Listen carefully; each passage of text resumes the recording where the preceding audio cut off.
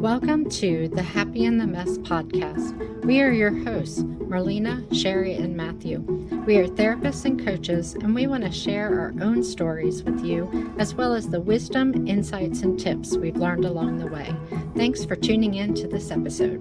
Hello, and welcome to the Happy in the Mess podcast, started because we noticed that the pandemic made humaning challenging. We wanted to offer observations, conversations, and advice from standpoints as mental health counselors and coaches. So our panels of counselors and coaches today is Marlena, 51st Dates Del Hierro, our relationship coach. Sherry Mowage is what brings us together today, Timco. And myself, Matthew, king of the island of misfit toys, the misfit coach, Morgan. So today we're going to talk about the holidays. And if that thought brings you dread and you hear scary music behind it, then this is the episode for you.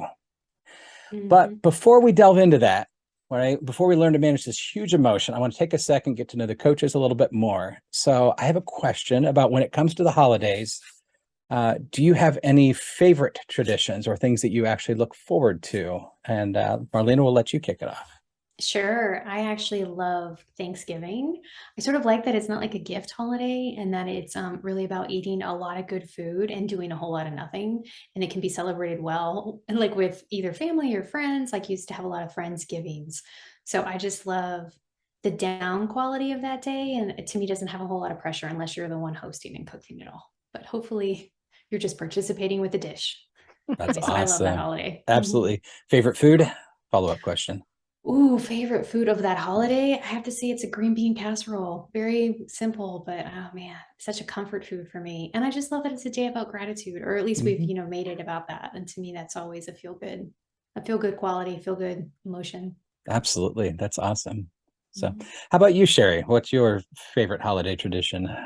I also love Thanksgiving, but I have always hosted, so I had a little bit different experience. A new tradition we've started in our family is Christmas Eve giving a book and chocolate and being able to kind of go to our own separate spaces and just kind of enjoy that. And it just speaks a lot to that we're a household of introverts. And so we need that downtime built into the whole experience. Otherwise, I think we all burn out too fast. So two of my girls have just moved out for college. So I'm wondering if this is a tradition that will survive the new changes, or if this is one that, as things happen, you change your traditions, and maybe this is one that won't survive. Absolutely. It's a great mixture of things because it's a good memory, it's a good anchor, and we can't go wrong with books and chocolate. However, like you said, and it's a great tie-in as we start to move through this. As part of that dread is what happens when things changes, when things change and our kiddos get older or the family nucleus changes. I know we're going through the loss of my mom, who was kind of the crucial part of keeping that side together. So we've had to reinvent things. But my family and I, we'd really started, my wife and son family. We had started kind of breaking off and really trying to form our own traditions within our family as well. And ours, we usually kick it off Thanksgiving weekend with, if the weather cooperates, which in Ohio is a 50-50 shot, because it could be sunny and 70, or it could be rainy, snowy and 20, given on the year.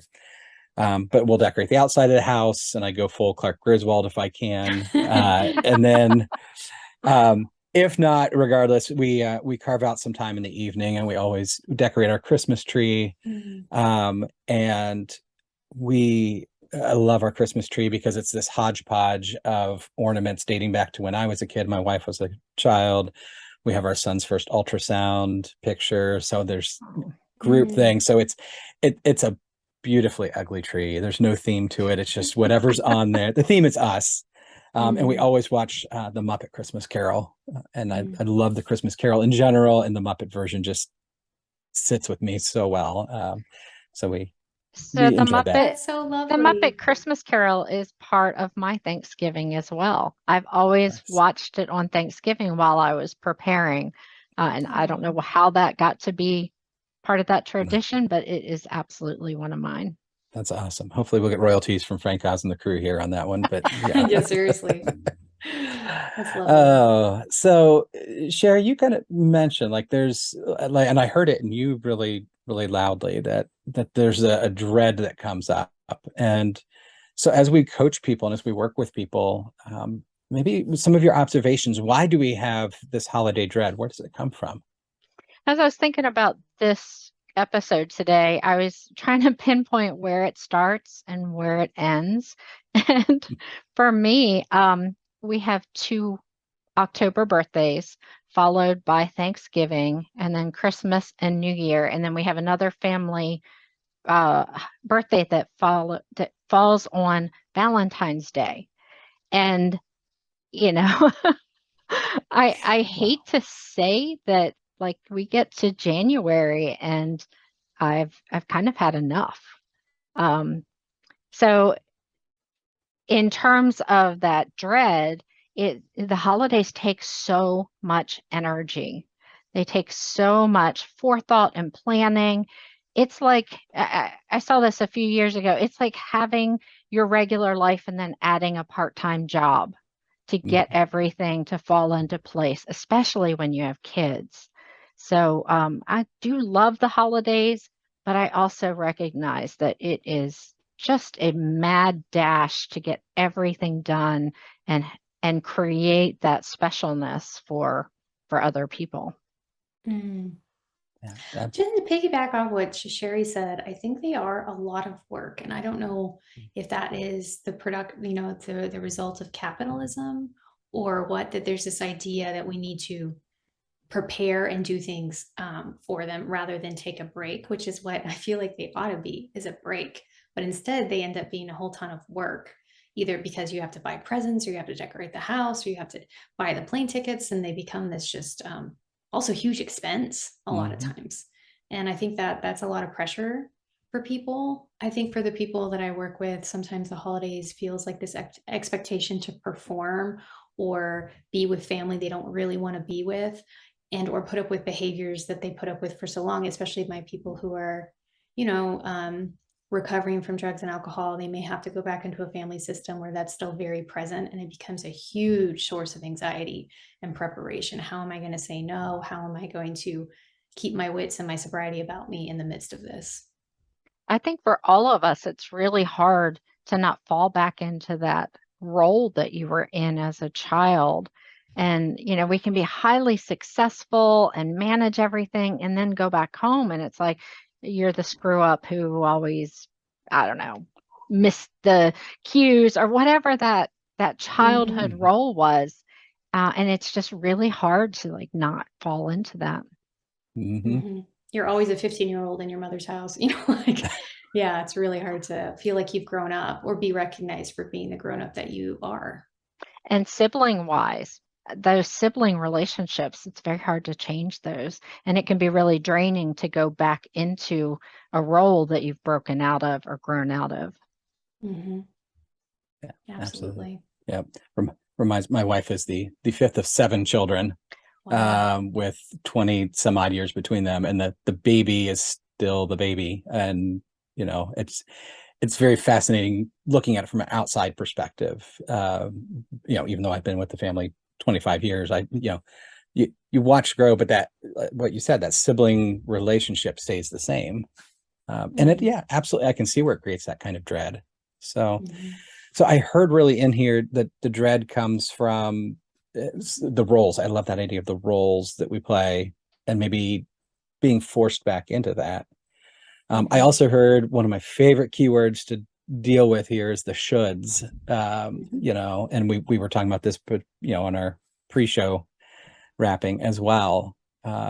So what, I don't know, maybe one of you feels comfortable speaking to like how do we handle the shoulds in the holidays? What we should do or what we should be. That's a great question. Well, I think for some of the people I've worked with is kind of working around like, is that true? Like, do you have to do these things? And reminding people that, if you're an adult, you actually have a choice on how you spend your holidays. Other people may not like the way you want to, spend them, but giving people, especially like some of the young adults that I work with who are single, like you don't have to go back to your family of origin for Christmas. Like you could book a vacation in the Bahamas if you wanted to, like opening up the idea that like this isn't the only way you have to spend the holiday if it makes you really unhappy. Like what else could you do? And could you be okay with setting some boundaries if you do choose to engage and kind of doing some plan ahead work? How can I be there? And what I really like to tell people too is like, can you be of service so it feels like you're occupied if you're getting anxious or distressed? Like sometimes it feels good just to be like in the kitchen helping the chef cook some food so that you don't have to be distracted by the drama between your aunt and your uncle or whatever it is. Like keep yourself busy and be of service, and that can make you feel good about being there at all. There are some natural transitions when scrapping old traditions makes sense, or at least rethinking them. When we had kids, we really thought about what we wanted our holiday traditions to be for our children. And so it shifted from this extended family down to our nuclear family. Now that our kids are growing up, we're going to reevaluate those. So I think, yeah, you can do what you want. You have a choice in how you spend those holidays, but also looking for those transition points, moving, having a child, having a change in your health, having a change in your relationships. All of those are these natural points to say, does this still serve us? Is this a good thing to do? Now, there's a lot of holiday stuff that you can't easily opt out of. And so that brings me back to happy in the mess. So, like, how do you go through the whirlwind and find that joy and find that grounding? One of the things that I have done with my kids is immediately leaving a family event or even a recreational event. Like there's a lot of events I probably do this with. The first thing I ask them is, what do you need? And I just, each one of them, like, do you need food? Do you need a break? Do you need quiet? Do you need a restroom? Like coming out of that, just being like, what do you need? And have each one of them identify what they need so that they then can kind of pull themselves back to themselves and get that grounding. Well, that's such an emotionally mature thing. I feel like you're helping shape your children and knowing what they need. So many people don't. They're just like, I don't, it's more like, I just don't want this. And I can't even tell you why. Yeah, but being asked that means that you have to kind Yeah, of like, all right, so what is that? And then right. be able to say that. And there's space for that. So Mhm. even if you don't have someone to ask that, getting into the habit of when you leave these hard situations, be like, okay, let me take stock. What do I need right now? Mhm. And start with those very basics of food, sleep, water, like quiet, and just Mhm. start there. That's I awesome. so Yeah. appreciate that. Go ahead, Matthew. No, it's great. And that I love going through Maslow's hierarchy, right? Like there's a Mhm. reason for it. Let's make sure we have our base needs taken care of. And Mhm. yeah, and I think that when we talk about dread, one of the things that I've been listening to the two of you really is that there's almost an equating the dread feeling with powerlessness, Mhm. about being disempowered. Mhm. And I heard both that, like we, again, settling into the different role or the old roles that we have. And Sherry, what you said was like, let's pick up some new roles, right? If Mhm. I don't want to be the hostess or host and be the one flitting through the party and starting conversations, I can set up a station in the kitchen and start and put things together that way. You know, Mhm. um, so asking for what we need, that empowerment really stands out in what the Mhm. two of you are talking about here. Yeah, and I think there's this huge fear of disappointing others if you decide to do something different. Mhm. And it's like people are resilient and they'll figure out a new tradition or a new holiday if you're the one who says, you know what, I cannot host this year, or no, I'm not coming to that family event. Like it's gonna be okay. Like the world will Mhm. not end if you choose to do something different. And perhaps you'll create a new tradition, and perhaps other people felt the same way. And that's the other thing. So many unspoken sort of expectations or fears. I think we lay it out on the table like, wow, that just doesn't feel really good to me this year. How about we do this? Mhm. And just being honest about it can be so helpful. Maybe other people feel the same way. Yeah, absolutely. It stands out. I'm a family of divorced parents, so we grew up with the gloriousness of two Christmases and two Thanksgivings. which everybody always touts as a benefit. And what you find is that creates that sense of dread as well, or at least I did in my life. And then once I got married, and you factored in the in-laws and trying to figure out what the balance was of one for two. And we had more than one holiday that was less than glorious, much more mess than happy. And Marlene, what you were just talking about, there was finally this point when we had our son where my wife and I looked and said, this is not productive anymore. It's just too hurtful to us. And so I had to tell my mom, set that boundary of, we're not going to be at your house the first thing Christmas morning. This is our time as our family, and we will struggle out. And so we would spend our time together. We'd show up when we needed to. And it's hard. You're absolutely right. For a lot of people, trying to say no to a matriarch or somebody who's important, that fear of disappointment. And thankfully for us, and I know it doesn't work out for everybody, thankfully for us, it was understood. It was not embraced, but it was at least understood and respected. And it's helped settle that down a lot and quell some of that. Yeah, once you get those, setting the boundary is hard, and people will give you pushback about that. But once you get past that, that's just the way it is. And then they're okay. They don't continue to give you pushback about it. I think a lot of families use a lot of guilt around that. And that's like one of those hooks that it's hard to break from, but breaking from it also gives you that empowers you and gives you that ability to make it your own. Sure. One of the things I loved about moving away to a different state for college was that now I had the perfect excuse to not fall back into the same role. It was too expensive, too far, too whatever. Finals were coming up, and I was like, I can't. I'm going to stay here. I can only choose one of the holidays to hang out anyway. And it was just nice too to create new traditions with new people in a new place. It made it more flexible for me, and then it became easier to reinvent the holidays for myself. Yeah, that's another one of those transitions where you can say, I'm going to break those traditions.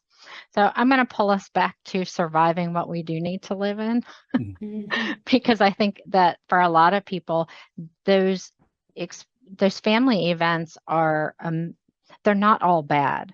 And so it isn't necessarily that we want to just change those traditions. It's also we want to survive them. Something that I do with a lot of couples before the holidays is talk about how they're going to manage those events. And those are things like, what are we going to do when we're there? How do we let the other person know we need some help or we're done? I have a very irreverent game I sometimes suggest that kind of keeps them connected and be able to separate a little bit from the experience.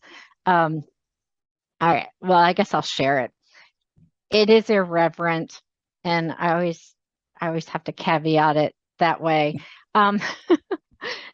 Sometimes I encourage a couple to create a bingo game that they have in their pocket that's just between the two of them, where they can look for the things that they know are going to happen in a family event.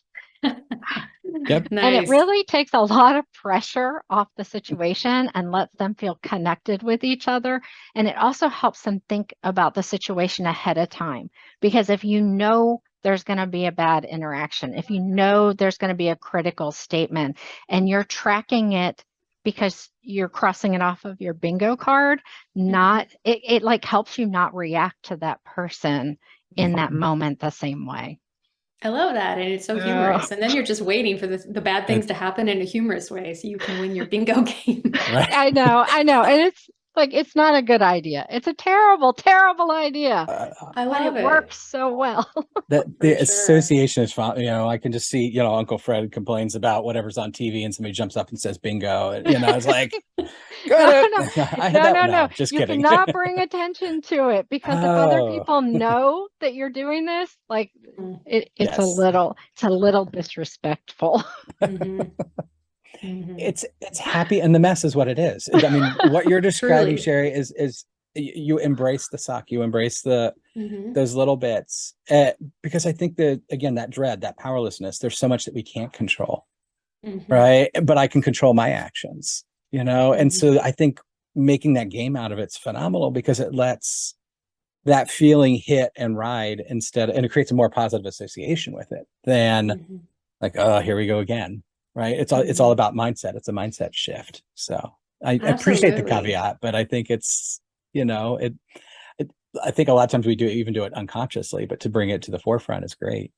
What we Mhm. do unconsciously is we're tracking for those things Mhm. and then we react to them. We like almost pounce on them because we've been anticipating it Mhm. and we anticipate that negative event and it Mhm. hurting us. So this is a way of kind of pulling that out and saying, I expect this to happen. And it's not to hurt me, it's just something that's going to happen. Mhm. Mhm. Yeah, Mhm. absolutely. So it happens, it doesn't hurt. Mhm. Great. Yeah, and the other thing that I mentioned earlier is just that how can I be of service here? I like to keep myself occupied at events that make me feel awkward or anxious. Like, how can I help the host? How can I clean up or help cook or do something or watch the child that's, about to fall up the stairs? Like, whatever it is, so that like I'm still a part of, but I'm occupied in a way that makes me feel good about being there, if that makes sense. Mhm. I'm Um, so glad you brought that up because I have a different strategy, but it's very similar. At family events, I try to connect with each person in a conversation where I find out how they're doing. And mm, I make it a point that I really want to talk to everyone who is open to having that conversation. And so it gives me a purpose and I know that I learned something about each person and it's not just kind of that group chat that can get in my family we're a little bit Superficial. we're a little bit sarcastic. So when we get on a roll, sometimes it can go from person to person and this like breaks me out of that and I actually connect with each person. Mm. Yeah. That's very therapist of you, Sherry. I can just I see her try not walking to around with her play. notepad, It's like, Yeah.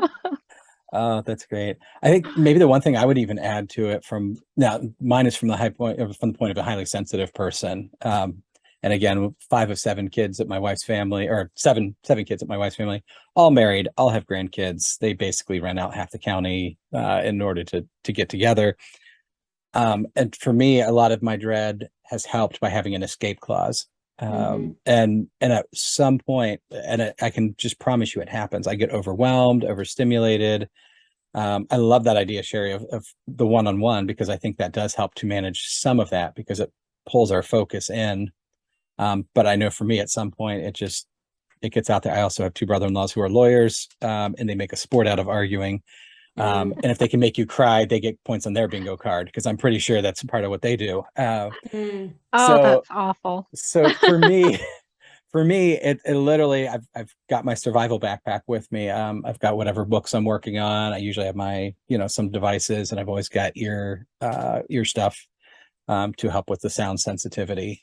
So whether it's just to block the noise, or to put something more positive in. And I can promise that at some point during the gathering, I will go out and retreat into the car for a little bit and just intentionally refocus my energy. mm, And by embracing that it's who I am, and I recognize it's a limitation. And the family doesn't get upset about it. Nobody has said anything. I haven't got disavowed, or they haven't locked me out when I've tried to come back in, which is always a good sign.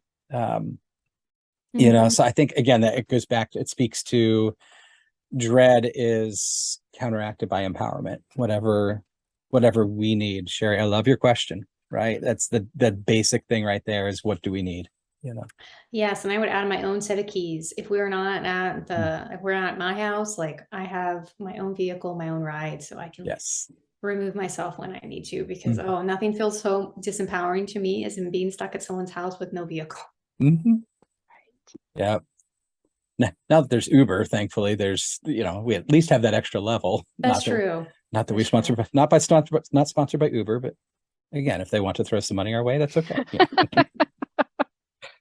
this has been my business meeting, right? We're gonna drum up some sponsors here. So This has been such a good discussion too, because I think about the disempowering has been very interesting, Matthew, as you bring it up, because I think a lot of children, or I know I did as a child, my parents would take us to Mexico for the holidays and we drive 12 hours to the location. So there was no Uber to call, there was nowhere to go. I'm a kid, I'm with extended family, we're in another country, and I felt very disempowered. Like, here I am and I have no choice, and there's nowhere to go.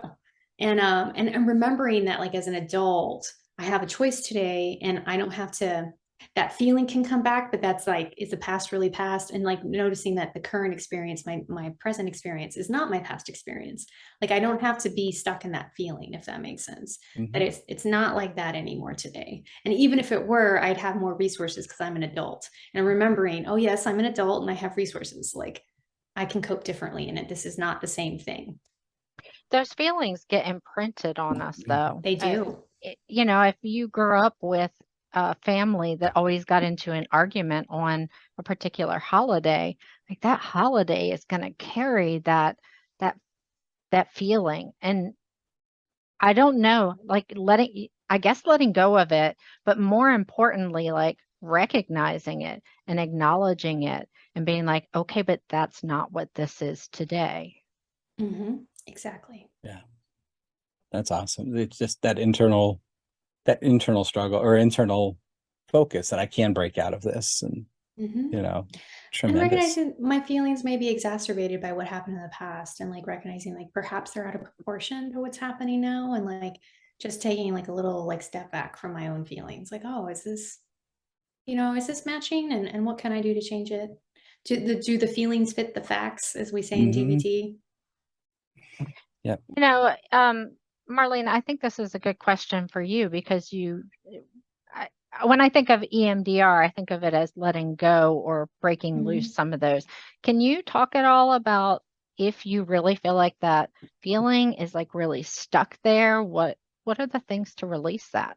I mean, yeah, EMDR is a great tool for that because it's essentially desensitizing you to whatever situation that's causing you some level of distress. And it may be just holiday dread. It could be a great target, as we would say in EMDR, to like desensitize you so you can. What I like about EMDR is that it'll desensitize you, won't fully get rid of something that perhaps you should have some sensitivity to. But again, it helps you kind of root out, like, do I really need to feel this distressed about this? Especially if you're an adult with resources. But then it also frees your mind up to think more logically about it. It kind of is like, okay, I'm not being weighed down by all of this emotional baggage. And then it re-empowers you to be like, oh, well, then how can I feel differently? What can I do differently? Oh yeah, that's not actually happening. And like, Uncle so-and-so is not so terrible. Like, whatever it is, like, oh, he's just, the town drunk or something, like it can just be like, like help release that past and help you think more positively and adaptively about what's happening. Yeah. So it's a Matthew, do you great have tool. any tools that you use to help people like really release that? We talk a lot about coping, but what about releasing it and letting it go? I think to me, it's sometimes the power of our imagination, because these struggles are in our imaginations. They're imprinted in there. Now we're pulling from it, right? But again, that idea of a child is powerless, and by and large, to speak up for a lot of these things. And I think what we recognize is when we fall into some of these same things as the adult, we'll notice even our body language looks like a child. And if you look around a room when you're spending time with people, you'll see like when some of these things happen, we'll shrink up and or at least mentally look that way. And I think a lot of times I try to do this in my own life, even just once a day if I can. But we try to get into a position physically where we have power, where we are empowered. And we want to picture that in our mind. What does that look like to have this? And of course, I've got the geeky stretch, so I'm always about superpowers and stuff like that. But recognizing even in our daily life, right? Like if I put up a pose and I'm confident, what's that going to look like, right? And I don't have to completely fight back and blow the place up, but I'm like, hey, I'm empowered. I can say, look, I don't like it when you talk to me this way. I don't like it when you bring up the past for the 30th time and remind everybody of how I did this embarrassing thing at Christmas 2 years, when I was 2 years old, which has been, and sorry, it reminds me of a story because everything reminds me of the story, because my son goes through that, and I recognized it from the outside first. because we had shared something embarrassing that he did as a baby, and I saw him shrink up, and I was like, oh, wait a minute. I was like, he doesn't, like, even though it was out of his control, even though it was very consistent with being a baby, like, this still embarrasses him. I'm like, nope, I'm not gonna do that anymore. I'm gonna empower him. And I told him, I'm like, you can call me out on that stuff. So I think that's really, for me, it's physical, what's that going to look like in my body? Because once you can do that in your body, it connects with the brain. So how about you, Sherry? Is that something, I didn't just listen to the two of us, is there something that you work with on this? Yeah, I think I use the tools of forgiveness and change behavior. There are many things that if you change how you interact with that situation, the more times you like separate yourself from that and have a different experience, it will release that. But the other is forgiveness and just recognizing that in relationships, we have to make a lot of repairs. And sometimes the other person that hurt us will ask for forgiveness, but it's probably more important that we come to a place where we can forgive because they may not even recognize that they hurt you in that situation. Yeah. Absolutely. That's some powerful words, right? So that forgiveness empowers us to make those next steps and to free us from that. So I like that. Yeah, and I'll go back to the little cliche thing I've said in the other episodes is like, quit taking it personally. Like, if so and so is acting this way, it's usually not really about me, but a reflection of where they are or who they are. And I don't need to be so reactive to it. I don't have to take it so personally when they do the thing. And I'm working with someone, like, I like having like a buddy on standby who I know I can call during the holidays when it gets rough, even on a Christmas Eve or Christmas Day, like, who will pick up the phone when I'm on the struggle bus, when I'd be like, that thing happened, and they'd say, well, you knew that thing was going to happen. It's okay. Yeah. Let's prepare. It's normal, and that's not a reflection of who you are. Not my circus, not my monkeys. Yeah. Exactly. What did I hear? Not my pigs, not my farm. Totally fair. Totally fair. Yep. So very nice. Well, thank you both for definitely an enlightening discussion. I think, that the holiday dread is real. And as we've been observing themes in our practices, we were talking beforehand about they're forgetting to human, and they're forgetting to treat each other well. And so I think there may be some of that sense for people. So hopefully this episode finds them well. Do either of you have any last minute things to add in, or just a quick tool here that we can throw out? I have a quick tool. It's called Half Smile, Willing Hands. It kind of lets your body know that everything's okay, even when you don't feel like it's okay. You basically put your palms up on your lap and bring a half smile to your lips. And it's sort of like when you're in distress, your brain, though, is receiving the message that actually it's okay. You can be in a receptive position. Everything is fine. And you begin to like alter the experience that you're having. So it's a little dialectical behavior therapy tip: half smile, willing hands. Well, I'm going to definitely try that.